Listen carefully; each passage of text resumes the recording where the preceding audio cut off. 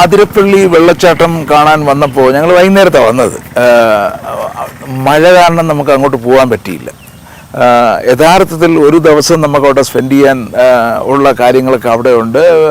കുളിക്കാൻ പറ്റും, എല്ലാത്തിനുള്ള സംവിധാനമുണ്ട്. നമുക്ക് താഴോട്ട് പോകാനും പറ്റിയില്ല.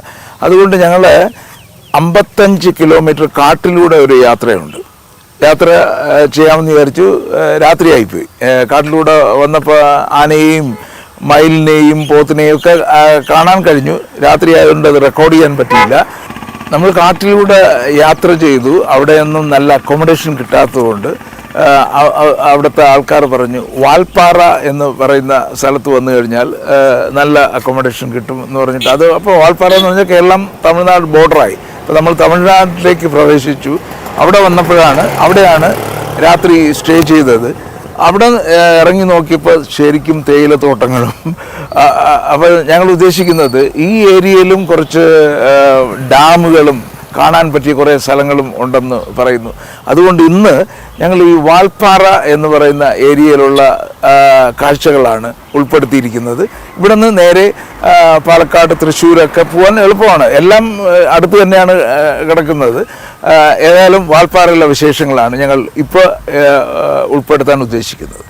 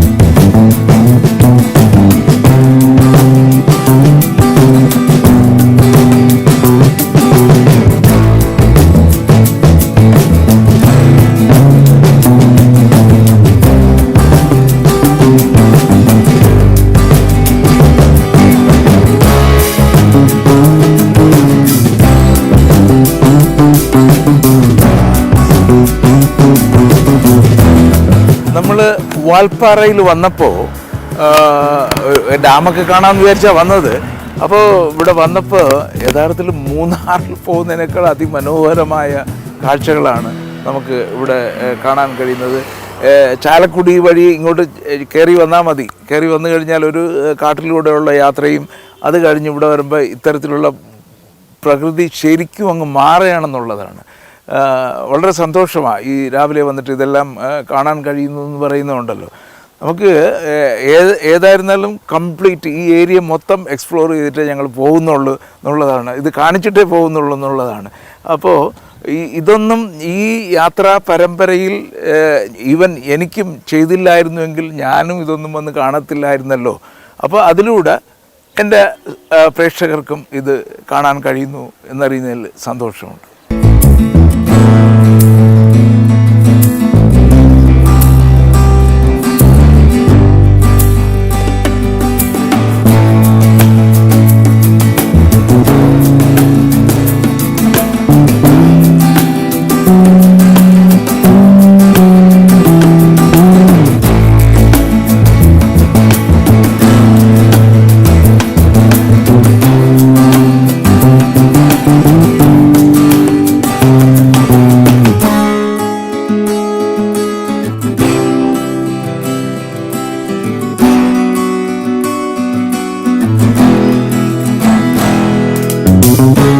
നമ്മൾ വാൽപ്പാറയിൽ നിന്ന് നീരാർ ഡാമിലേക്ക് പോവുകയാണ്. ആ പോകുന്ന വഴിയിലുള്ള കാഴ്ചകളാണിത്. ഒരു പക്ഷേ ഈ വാൾപ്പാറയിൽ വന്നില്ലായിരുന്നെങ്കിൽ ഇത്തരം ഒരു അനുഭവം നമുക്ക് കിട്ടില്ലായിരുന്നു. നമ്മളിത് ചില സിനിമകളിലൊക്കെയാണ് കണ്ടിട്ടുള്ളത്. ഇങ്ങനെ പശുക്കൾ വരുന്നു, അതിൻ്റെ ഇടയിൽ കൂടെ നമ്മൾ നടക്കുന്നു എന്നൊക്കെ പറയുന്നത് അതിമനോഹരമാണ്. ഇതെല്ലാം ശരിക്കും നമ്മളൊരു ഭംഗി ആസ്വദിക്കുക.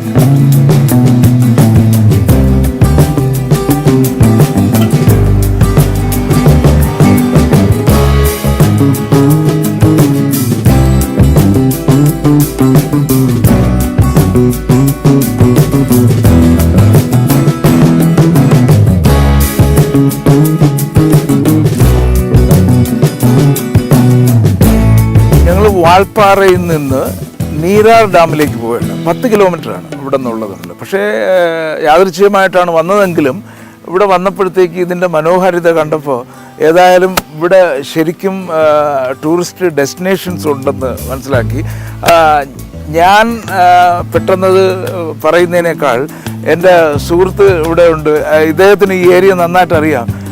സുനിലെ, ഏതായാലും നമ്മൾ വാൾപ്പാറയാണല്ലോ ഇപ്പൊ കൊണ്ടെത്തിച്ചിരിക്കുന്നത്. അപ്പൊ ഈ ഏരിയയില് ഇതിപ്പോ ഇത് കണ്ട ഒരു മൂന്നാറിന്റെ ലക്ഷണമുണ്ട് അല്ലേ? മൂന്നാറിനെ പോലെ തന്നെ. അത് അവിടെ ഉള്ള കണക്ക് അത്ര ക്രൗഡില്ലെന്നുള്ളതേ ഉള്ളൂ. ഇത്രയും മനോഹരമായ സ്ഥലം എന്തുകൊണ്ട് ആൾക്കാർ എക്സ്പ്ലോർ ചെയ്യുന്നില്ല? കേരളത്തിലുള്ളവരും ഉണ്ട്. അതായത് ഇവിടെ നിന്നുള്ള ഒരു അതിരപ്പള്ളി വഴി കൂടി വരണമെന്നുണ്ടെങ്കിൽ ഒരു ഇത്ര ദൂരം അത് ടൂറിസ്റ്റുകളെ പ്രൊമോട്ട് ചെയ്യുന്നത് ട്രാവൽ ഏജന്റുകളാണ്. അപ്പൊ അത് വേണ്ട രീതിയിൽ ഉപയോഗപ്പെടുത്താനായിട്ട് സാധിക്കുന്നില്ല. തമിഴ്നാട് ഭാഗത്തു നിന്ന് ഒരുപാട് ടൂറിസ്റ്റുകൾ ഇങ്ങോട്ട് വരുന്നുണ്ട്. ഇത് ഒന്ന് പ്രൊമോട്ട് ചെയ്യണമെങ്കിൽ സാറിനെ പോലെയുള്ള ആളുകൾ തന്നെ മുന്നിട്ട് ഇറങ്ങിയാലാണ് കൂടുതൽ ആളുകൾ ഇങ്ങോട്ട് ടൂറിസ്റ്റുകൾ എത്താൻ സാധിക്കുള്ളൂ. ഏറ്റവും ഒരു 2 night 3 days ഇവിടെ നമുക്ക് സ്പെൻഡ് ചെയ്യാനുള്ള സ്ഥലങ്ങളുണ്ട്, കാണാനായിട്ട് സാധിക്കും.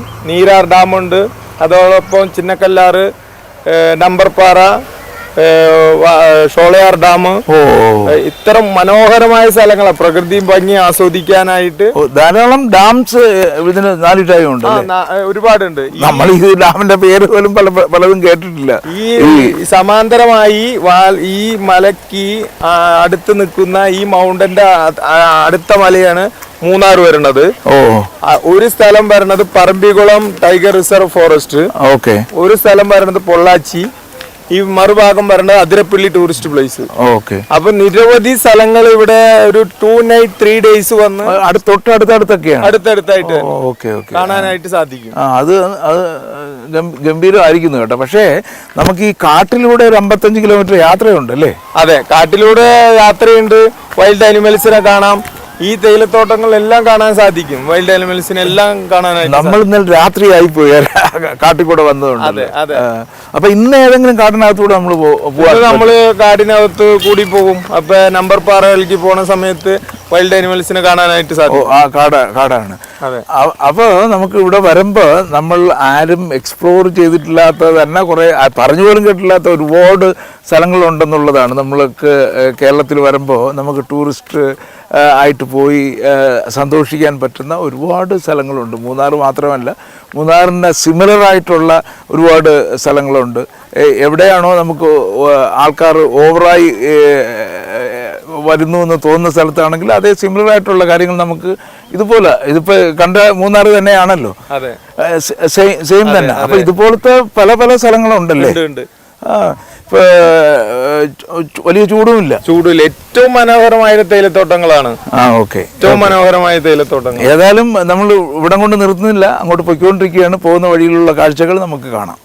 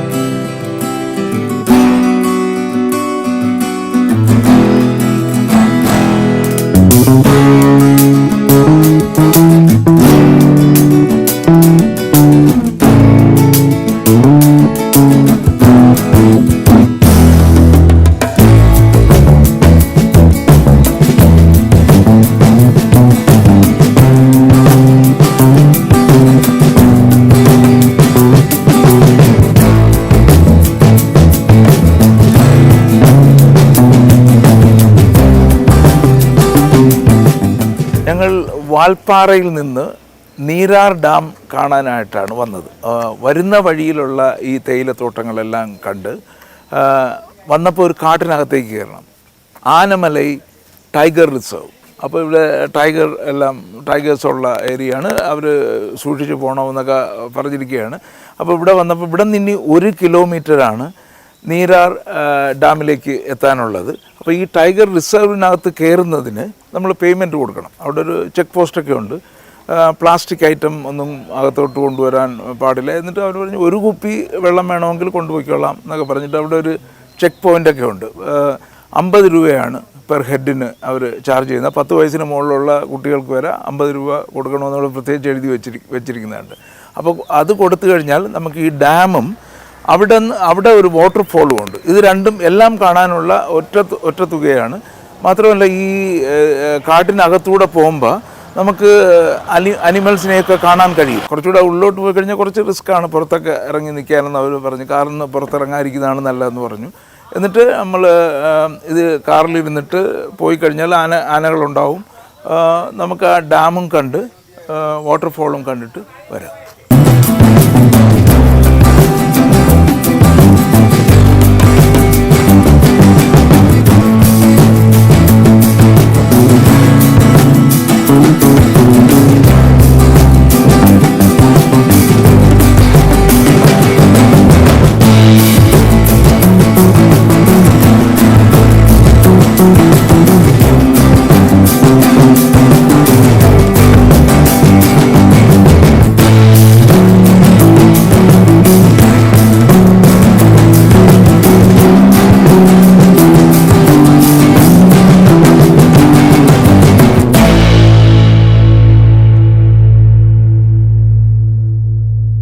നീരാർ ഡാമിലെത്തിയിരിക്കുകയാണ്.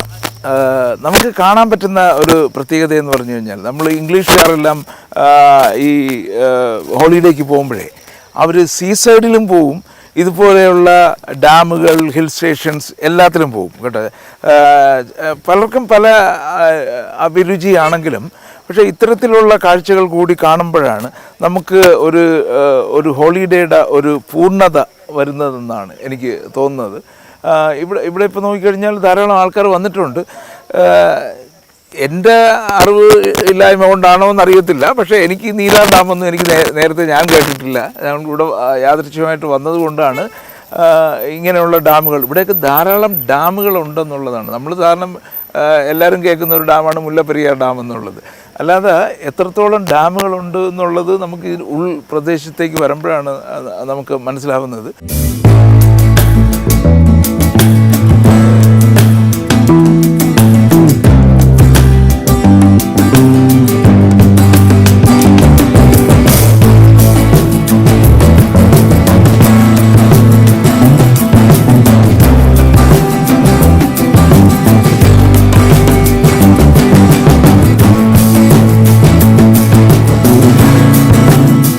പുറകിൽ കാണുന്നതാണ് ലോവർ നീരാർ ഡാം ആണ്. ഇവിടെ വന്നപ്പോഴാണ് ശരിക്കും ഈ ഡാമുകളുടെ ഒരു കണ്ടിന്യൂറ്റിയെക്കുറിച്ച് മനസ്സിലായത്. നമ്മളെപ്പോഴും കേൾക്കുന്നത് മുല്ലപ്പെരിയാർ ഡാമിനെ കുറിച്ചിട്ടും തമിഴ്നാട് വെള്ളം എടുത്തുകൊണ്ട് പോകണം അങ്ങനെയുള്ള കംപ്ലൈൻറ്റുകളാണല്ലോ കേൾക്കുന്നത്.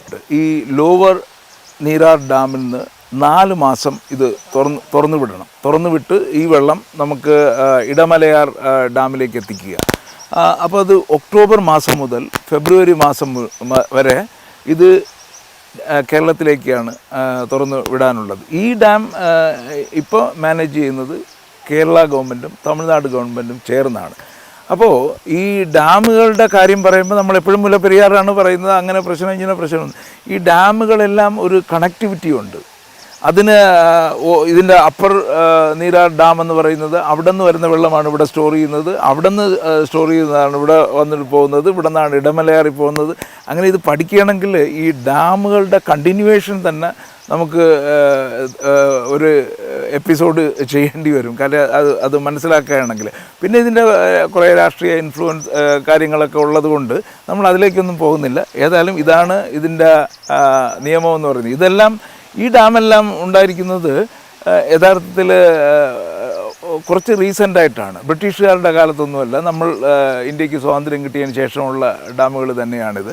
അപ്പോൾ അതിനുശേഷം നമ്മളുടെ ജലവിഭവത്തെ എങ്ങനെ നമ്മൾ മാനേജ് ചെയ്യുന്നു എന്നുള്ളതാണ്. സംസ്ഥാനങ്ങൾ തമ്മിൽ എഗ്രിമെൻ്റ് ഉണ്ടാക്കുകയും, അല്ലെങ്കിൽ ഇവിടെ നിന്ന് ഇപ്പോൾ പറഞ്ഞു കഴിഞ്ഞാൽ എവരങ്ങ് ക്ലോസ് ചെയ്ത് കഴിഞ്ഞാൽ കേരളത്തിലേക്ക് ഈ വെള്ളം കിട്ടത്തില്ലല്ലോ.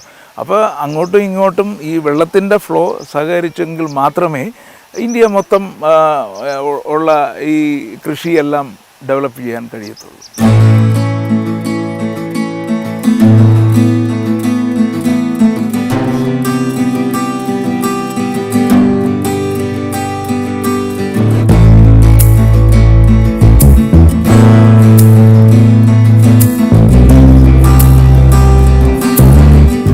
നമ്മൾ ഏതായാലും ഈ വഴി പോകുമ്പോൾ നമ്മൊരു കാട്ടുപോത്തിൻ്റെ ഒരു കൂട്ടത്തെ കാണാൻ കഴിഞ്ഞു എന്നുള്ള ഒരു സന്തോഷമാണ്. കാരണം ഇത് ഇറങ്ങി നിൽക്കുന്നുണ്ടോ, കൊച്ചു കുട്ടികളും ഒക്കെ ആയിട്ടുണ്ടല്ലോ. നമ്മൾ ചെറിയ കുട്ടികളെ കണ്ടു കഴിഞ്ഞാൽ പശുക്കുട്ടികൾ പോലെ തന്നെ ഇരിക്കും. വലുതിനെ കാണുമ്പോൾ നമുക്ക് അറിയാം കാട്ടുപോത്താണെന്നറിയാം. പക്ഷേ ഇത് ഇങ്ങനെ നിൽക്കുകയാണ്. പക്ഷേ ഇത് ടൈഗർ വരുന്ന സ്ഥലവും കൂടിയാണ്. ഇവിടെ വന്നു കഴിഞ്ഞാൽ ഇത്തരത്തിലുള്ള വൈൽഡ് ആനിമൽസിനെയും നമുക്ക് തൊട്ടടുത്ത് കാണാൻ പറ്റുമെന്നുള്ളതാണ് ഇതിൻ്റെ പ്രത്യേകത. അപ്പോൾ കുറച്ച് അഡ്വഞ്ചറൊക്കെ ഇഷ്ടപ്പെടുന്നവർക്ക് ഇതേതായാലും നല്ലൊരു സ്ഥലമാണ് വിസിറ്റ് ചെയ്യാൻ.